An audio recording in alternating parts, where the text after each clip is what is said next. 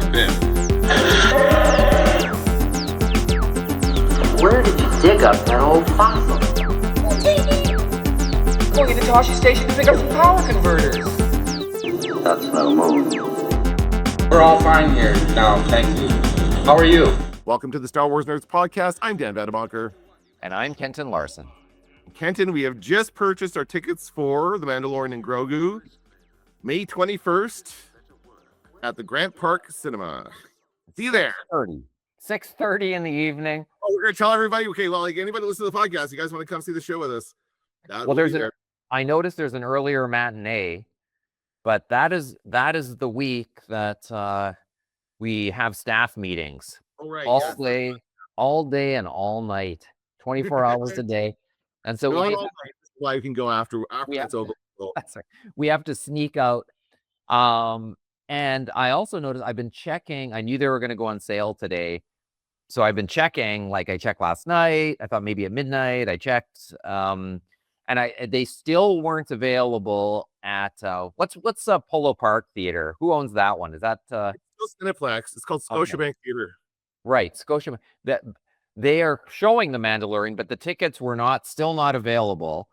And I remember from the other Star Wars movies that Grant Park Landmark gets the tickets earlier or sells them earlier, and sure enough, there they were. But like I was saying to you, I have not bought movie tickets in so long that the process was a complete mystery to me. I'm not sure. Did I select the seats or did the theater? I don't know. I'm not quite sure where I'm sitting. I'm confused. We didn't buy shout outs. I'm kind of regarding that now. I wish we did. Maybe I can go back and get it. Because we could do a shout out. I had the idea we could do a shout out for this podcast on the screen. Yeah. This is because we're going to Landmark Cinemas. We should mention this is a Landmark. I have the Cine Club pass for Cineplex, so I get free movie tickets every month. I haven't actually used it in a while, but the tickets bank, so I have like 3 or 4 tickets now in the bank for that. But I can't use it for this because this is Landmark. But yes, we have what's called we bought what's called Premier seats. There's regular and then there's Premier for $2 more. What do we get for that $2? I don't know. Well, it's the comfortable seats. I don't know. Does that make a difference? It's the stretch your legs out seats, I think. And the tickets weren't that expensive. They were like $17. Not that expensive. $19 for a movie ticket, Kenton? Is that worse? I expected worse. You gotta be crazy. That is insane to me. That is insane. Well, $19. Well, I mean, if you're going with a family, you're screwed. Like, that's crazy. And if you're buying popcorn, that's why, Dan, you and I are going to sneak our dinner. That's dinner time. So we're going to sneak a meal into the theater with us, and we'll put it in between the sit-down seats or whatever. I think you're in front of us. Yeah, that's awesome. Yeah, for sure. I think that oh man, that's a lot. It's funny actually. They have this week has been CinemaCon. Have you been watching that? The coverage of that? I've never heard of it. Apparently, it's a big convention where all the studios like show all the theaters what they got coming for the year. It's like the studios do with the what do they call that for our what do they call that first week? Upfronts. You know that whole term where they do the upfronts and they show like here's the shows we got coming up. The studios do the same thing for their movies. So that's why we've got a lot of new movie trailers coming out this week because they've been showing them at these conventions. And part of that was a bunch of like very passionate speeches about how the industry is in trouble and no one is taking the blame. Everyone's blaming everybody else. There was one of the big studio guys, I don't remember which one, had a big speech about it. Spielberg had a speech about it. For some reason, they all want longer. Not for some reason, I understand why. I just don't understand why it's not happening. They want longer windows. They want their movies to see in the theaters for longer times, right? So that we don't have it going to streaming in 30 days. So I'm wondering, actually, I'm going to look into this for a future episode. I'm wondering how that works and why it isn't that way. Because that seems like a no-brainer, right? That's what I've been saying this whole time is that you should not have these movies come out in a month. Nobody's going to go see in the theater, but it could be, you know what I mean? Yeah, anyway, yeah. Weird situation. All right. But yes, we are going to go see The Mandalorian and Grogu, and maybe we'll record a podcast afterwards. We'll see. Yeah, maybe. Or at the very least, we could record a TikTok or something, or we could... Or initial spoiler-free reaction, since nobody wants to be spoiled. And I actually, are we going to talk about the trailer? Yes, I've got the Okay, trailer. good. Because I was gonna say the trailer is actually hinting at more spoilery stuff than what I was kind of expecting.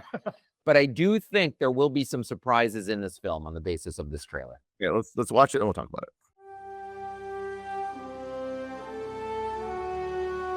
We've all heard stories of the Mandalorian bounty hunter and a child. I only hunt Imperial war criminals. I'll take out every bad guy in your deck of cards.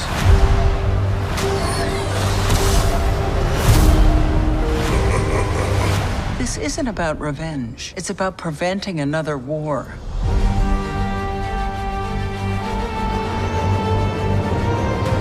Before going into harm's way, check your armor first. We're protecting everything the rebellion fought for. Good luck. You're gonna need it. Hey! Oh, the horrible baby. The bad baby. Strap in.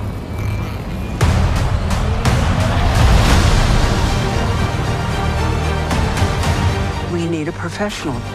Hang on.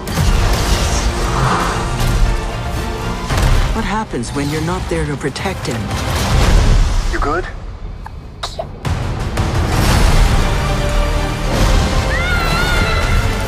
I'll be right behind you. Go. Go! Mandalorian, you will suffer. Then it will be his turn. Monsters. The old protect the young.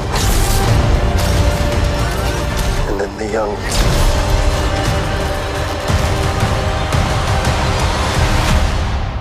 Protect the old.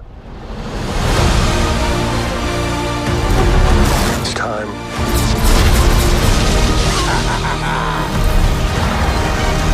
Are you scared? You should be. Good job, baby. This is the way.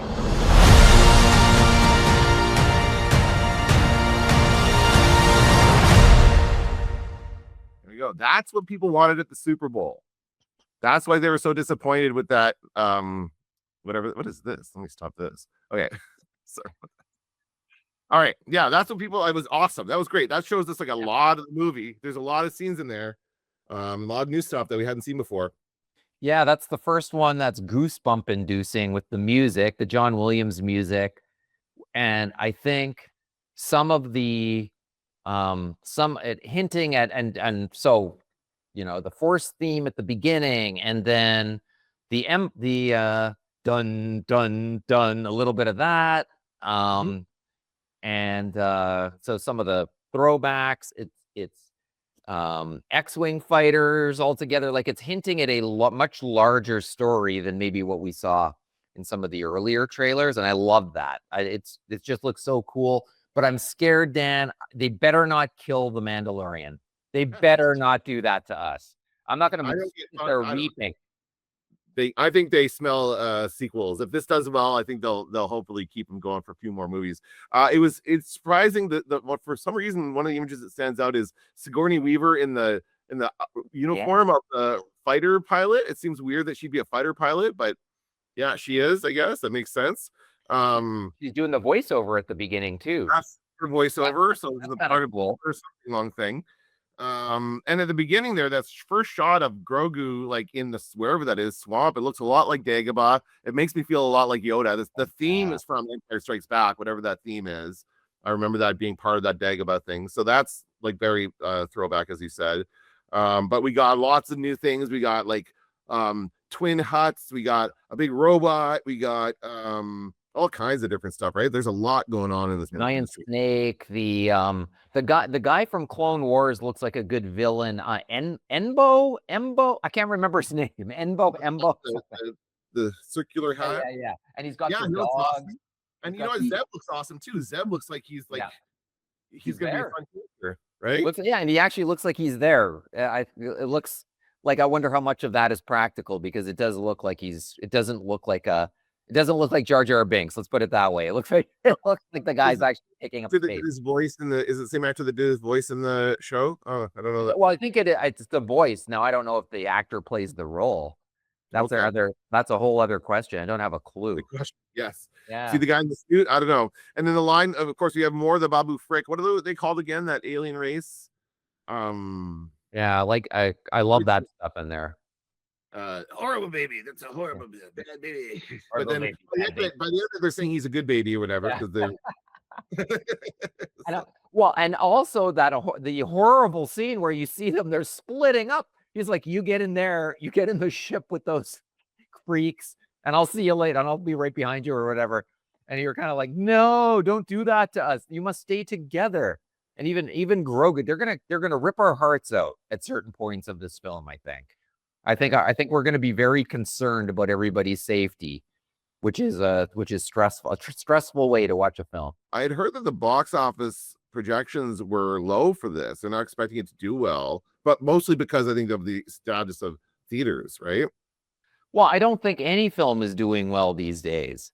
There's ones that surprise the box office. Like we live in a world where people predict what the box office is, and then if it does better, then it's a hit, and if it does less good, it's not a hit. If the drop off is a certain percent, I mean, who even knows anymore? Like what a hit movie is.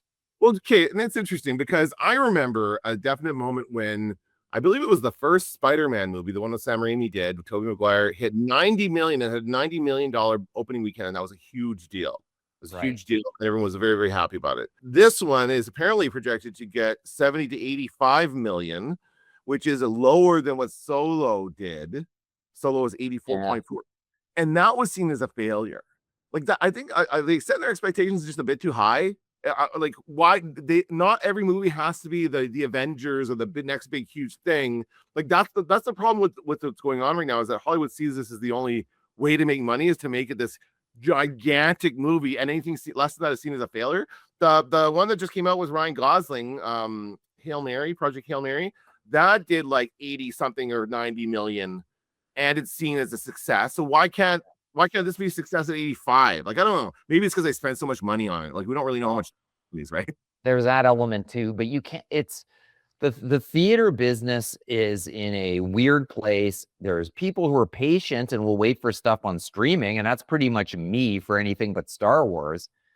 And so, this is in some ways this is of the studio's own making. Just the way things have played out as well is such that movies just don't do as well as they once did on the big screen.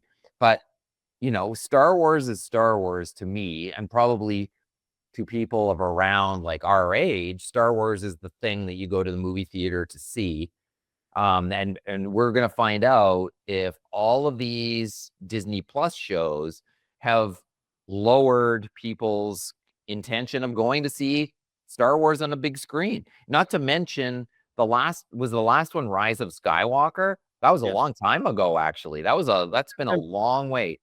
7 years. It's been 7 years, and I wonder if the way Star Wars has branded itself up until now with its episodic, like episode 1, 2, 3, when it's not one of those main movies, it kind of feels like less of a deal, right? The two that they did, the Rogue One and Solo, did feel like lesser movies, even though they're still very good movies.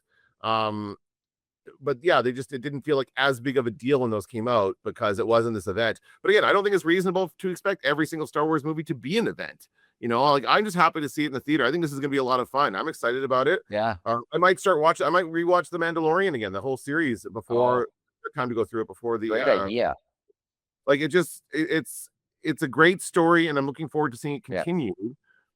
And I don't really care if it does well in the box office or not. I'm sorry, it just doesn't matter to me. No, and I don't. It might be interesting as an indication just of where theaters are now and where the franchise sits. But I don't think the the Doomsday movie is going to. It's not going to be like Endgame. Even like that's not. That time is past, right? They don't get it.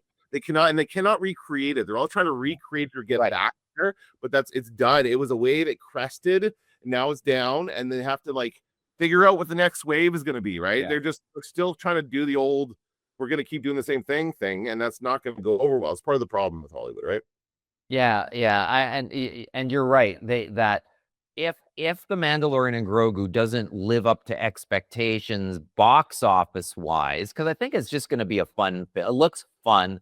I think there will be a deeper connection to Star Wars than what people are expecting, just because they think it's a cartoon movie for children because Baby Grogu is in it. But I think it's going to have a deeper connection. There's going to be surprises in the film. Of course, Luke Skywalker is in play in this universe.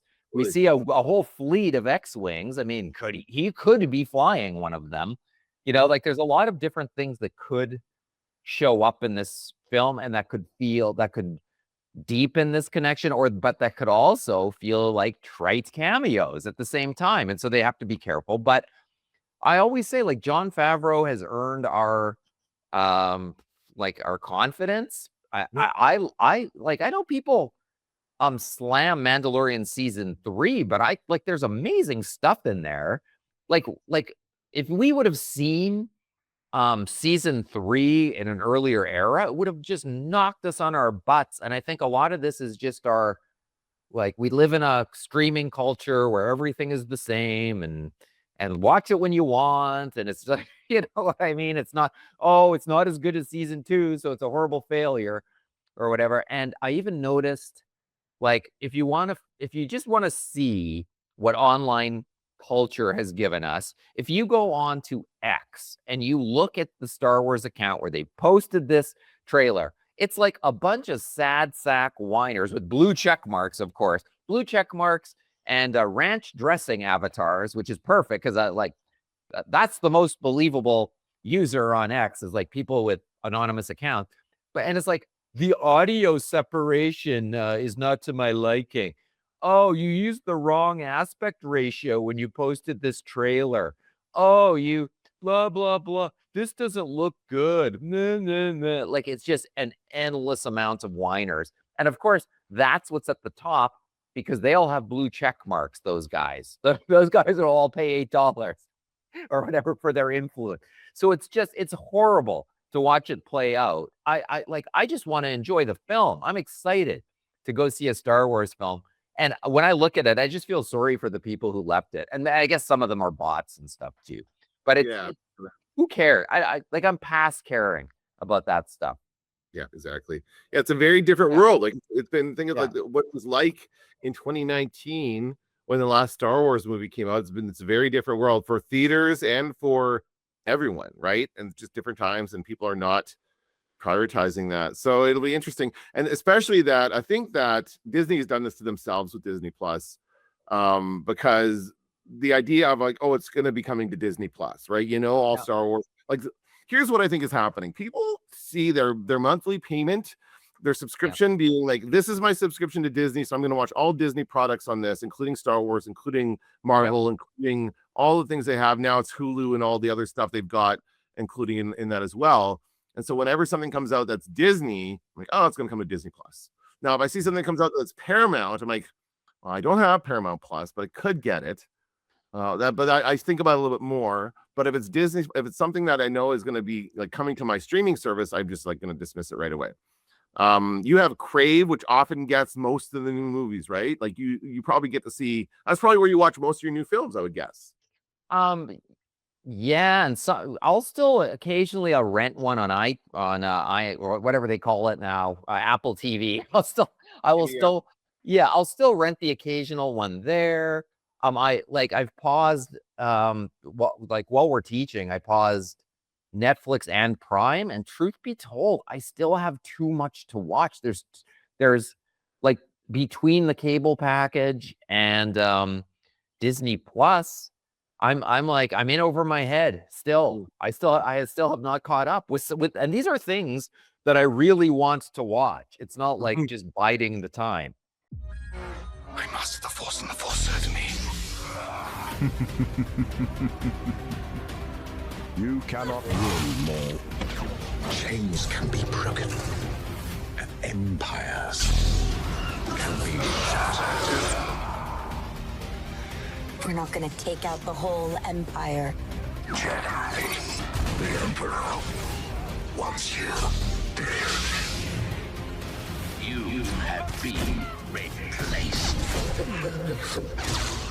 Okay, let's talk about Maul for a second. This is the new animated series on Disney Plus. It dropped a couple of weeks ago, I guess. And they're doing 2 episodes at a time, or is it just like for the first couple of weeks? I don't know what's going on. I don't know either. I think probably the whole thing. They usually when they do that, that's what happens. Why not just have them be longer episodes? Because these are like 25-minute episodes. It could be maybe because it's animated, they feel like it should be shorter. I don't know. It's weird. One of them's 22 minutes, I think. Oh, I think this week. Well, it depends. If you're counting the credits in there, like who knows? Credits are like 10 minutes themselves. Okay, so overall, what are your thoughts about this series? Well, I'm going to be honest here. Look, actually, something that let's start with what surprises me about this, and that is, it appears to be a hit, and it appears to have lots of conversation around it. It seems like the character of Darth Maul continues to resonate with people, and maybe even people who don't know, who didn't follow the Clone Wars, or who are unaware, like, of the metal legs Darth Maul and the Star Wars Rebels Darth Maul, and we know how his story ends, right? So, but not everybody does. And so good. So I think it has found an audience, and that's good for Star Wars. And I think actually that's good for Mandalorian and Grogu too, if people are talking about a Star Wars related thing. And so that I really like that. Now, you and I are on the record as not being the biggest fan of the cartoon series, right? Or are you? I would say I'm a fan of Rebels. I liked Rebels. I watched it when it was on. It was like a week. I would watch it every week that it aired. It was back when we still watched it on TV on Disney XD. And I didn't get into that one. But I did not get into the Resistance one that came after that, and I've not really been into it. And I didn't really watch Clone Wars when it was on. And now it just seems like too much. Like, I've heard it's good, but now the Clone Wars, they did 23 or 24 episodes per season and like 6 seasons. So there's a lot of episodes of that. Seems like too much. Bad Batch too. I almost forgot about. We didn't like that. We didn't like the Bad Batch. Yeah, that's no. I did not like the Bad Batch. I tried, but I did, but it just wasn't. Like, at the age I am, it's harder to get into animation. However, there is a Predator animated show on Disney Plus. It's a movie, and I found it absorbing and like some of the best animation and storytelling that I've seen sort of for a known franchise. So I was like, okay, an animated show can still captivate me. But what Lucasfilm does with the animated show, because it's going to be kids watching it, and it's going to be adult. And when you hear Maul, all you're thinking is like this guy obsessed with vengeance, with his double-bladed lightsaber. All he's doing all day long is considering his revenge and thinking and exacting the revenge and waiting for the right timing. But and you get some of that, but you also get the police officer isn't visiting his kid's baseball game. I think it's a cross. It looks like a cross they're holding. And that is the part, Kenton, that I love about this show. I actually love the storyline. It's like, I was going to say, it's Star Wars. What? Go ahead. You actually like that? Yes, because I think he's a divorced dad. I think he's Star Wars' first divorced dad. Because they don't really talk about it. I think his mom is alive and lives somewhere else. I think they mentioned the mom at some point. But it's giving us so many firsts for Star Wars. We have our first empty pizza boxes on the counter in their apartment where they live. The Star Wars pizza. I've never seen that. And the whole I'm missing your game kind of thing. It does remind me of Robin Williams in Hook or whatever, right? When he misses his son's baseball games, the same kind of thing. I think it's kind of charming. I like it. But here's what I also like. I like Richard Ayoade is the droid. He is Two Boots. Two Boots is his name. So he's his partner, which is a droid. He's a cop. They're investigating murder. So we've got a bit of a police procedural thing going on here. And Two Boots is like, we got to call the Empire. I like that it's Richard Ayoade as himself. Like, he's done a voice before. He was the voice of a droid in The Mandalorian, right? Remember that? One of the It was the episode where they were doing the jailbreak on the ship. Oh, They yeah. had to break the guy out. So there were Right, all those right. hunters, and he was like the droid bounty hunter that piloted the ship. But it was a very flat like voice. It wasn't like his character voice. And this sounds like from IT Crowd. It sounds like him. It's like Captain, I get it, and he kind of sounds nerdy, which is hilarious. But he keeps wanting to call the Empire for this thing, and the guy's like, no, don't call the Empire, because he knows. And this guy, by the way, the main character of the cop has an accent like Cassian Andor has, similar accents, which is it's a Hispanic accent, but within the Star Wars universe, maybe he's from the same background as Andor, right? So and maybe he knows based on that what the Empire can do to a planet or whatever. Like there's a backstory to this guy that I kind of want to know more about. So I like that part of it. What I don't like is the Maul stuff. I don't really like any of the Maul stuff where it's him and his gang and they show up and they beat everybody up and they leave. I don't know. It's so fucking boring the way he shows up. Well, there isn't like there are things you could do with this character, like just even seeing him alone, thinking and contemplating or remembering things to like bring people up to date a little bit, which it's kind of weird how Star Wars is not good at like bringing people up to date or here's some stuff that's probably pretty important. Like they kind of just assume a lot of the times that you just kind of know. But I always think of it like this, like, okay, the show's called Maul. We're going to see things getting mauled. And by the way, if you use the Maul hashtag on TikTok, it removes your post because they're like, that's violent. Yeah, right. It's also the name of a kid's streaming show on Disney Plus. So, well, that could be, I get you, Kenton. That is the reason why it's actually called Maul: Shadow Lord. Right. This is the show. And the hashtag is probably Maul Shadow Lord that they're using. That's too long. It is too long. So anyway, you expect, and so does the algorithm, expect mauling. So you expect that. What don't you expect when you see that show? You don't expect like, Dad, you didn't come to my space lacrosse game. You didn't come to my Quidditch match. Like you never see that one coming. And Star Wars does that in their animated series frequently. They do that. Now Cyril in Andor is a version of that, but that really paid off, I think. I think that was like really good. Now I'm not saying it's not going to pay off in Maul, but I'm like watching this show by myself, on a Tuesday afternoon, and I'm like, what am I watching? What am I watching here?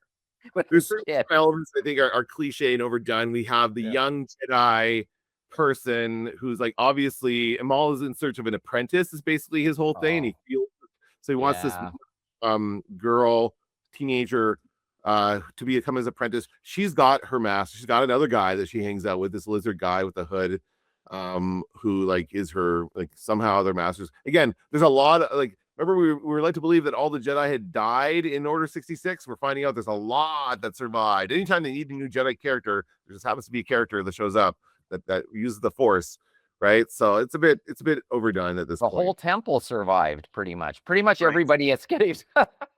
Right. The long and short of it, there's only a few casualties, as it turns out. Yeah. So it is like, again, it's there's good and bad about it. I'll keep watching it. There's nothing else Star Wars. Me too.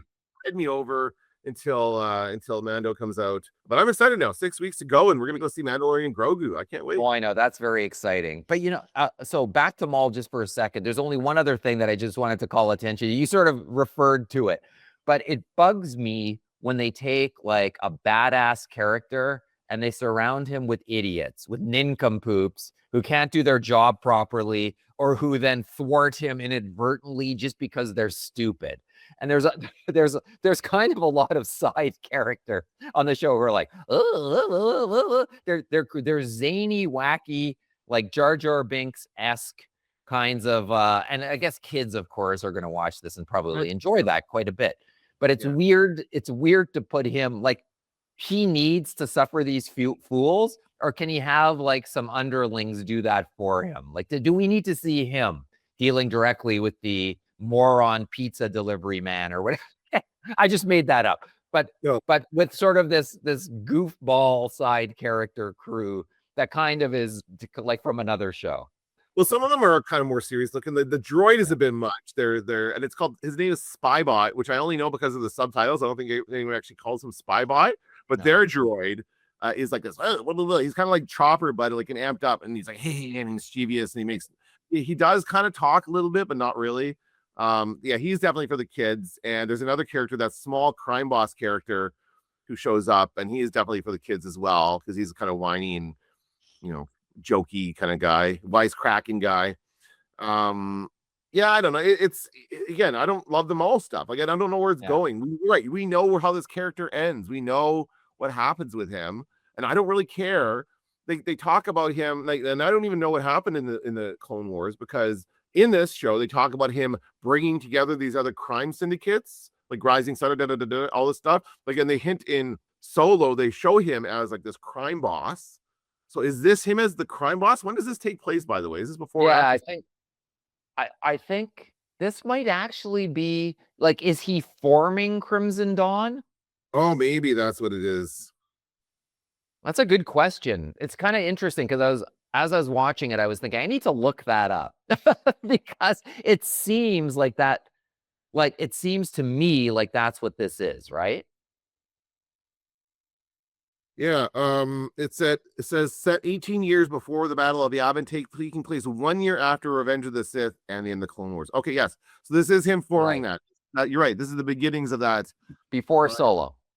Wow. Okay, so that changes things, actually. I thought it was way later. Huh. Yeah, and that also opens up other opportunities for later, other stuff that happens later in the show, which could be interesting. Like, we're going to see, I can't remember that actor's name, the guy who plays the bad guy in Solo. He plays the Vision, like, just in Marvel. Yeah. Paul Bettany, right? Yeah, like, are we going to see his character probably, I imagine, show up? Maybe even Solo himself, potentially. Yeah, so they're you know, I think like, I think I said to you, it's at work when we talked about this momentarily, I was like, I can kind of see where this is going. Like, with the apprentice stuff, I think we know where that's going. I think that's a little predictable, but there's some other stuff in the timeline that might be more surprising.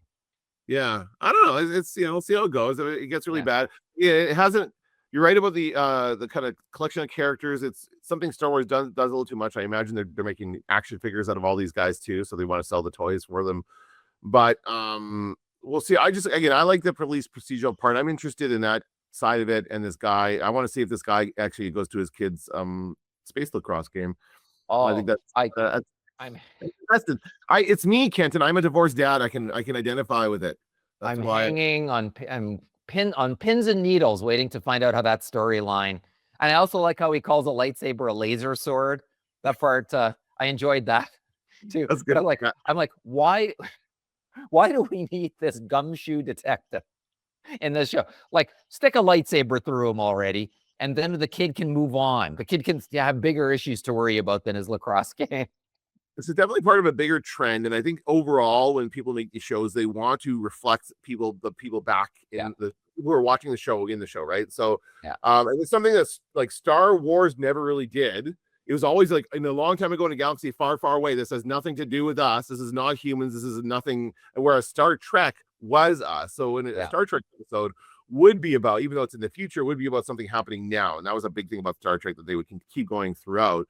Whereas Star Wars was never about that until, I would say, more recently. Like, even Skeleton Crew was our first look at like the Star Wars suburbs and kids going to school and all these kind of familiar elements that like taking their bikes into the park and that kind of stuff. Like, there was like a bit of that going on.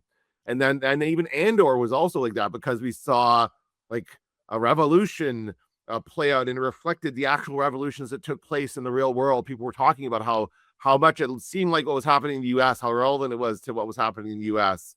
And so then people liked it. So they're going to keep doing it. Basically, they're going to continue to do this and bring our world and Star Wars closer together, I think.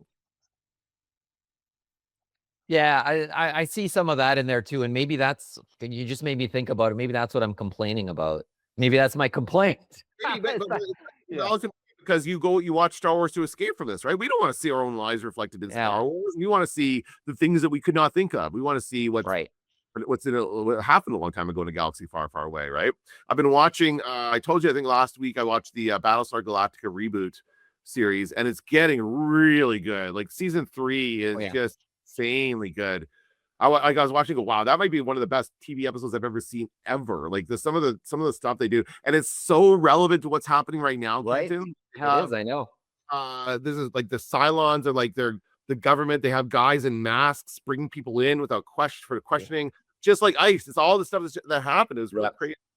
And so people, I guess, want to see that. I guess they think people want to see that, which is why they're giving it to us. But anyway, anything else about Paul before we wrap up? No, I think we've covered the two big stories, and I can't wait to actually go see the Mandalorian and Grogu. Well, I love the live action the most. That's my favorite thing. Even the Disney Plus stuff, I love the live action. And my little gripes about some kiddie cartoon shouldn't change anything for anybody. We'll see where it goes. We'll see what happens. Yeah. All right. Well, that's going to do it for this episode of the Star Wars Nerds. I'm Dan Vanderbacher. I'm Kenton Larson. Don't let the Force hit you on the ass. This had better work. That's no moon.